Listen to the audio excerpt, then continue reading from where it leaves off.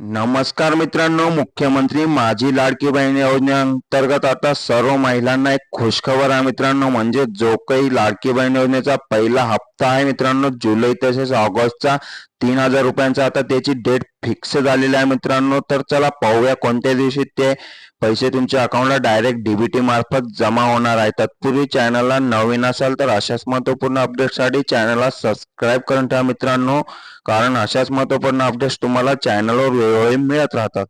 तर या ठिकाणी तुम्ही पाहू शकता मित्रांनो, रक्षाबंधनापूर्वीच बहिणींना मिळणार ओवाळणी म्हणजेच लाडकी बहीण योजनेचा पहिला हप्ता 17 ऑगस्टला जमा होणार आहे.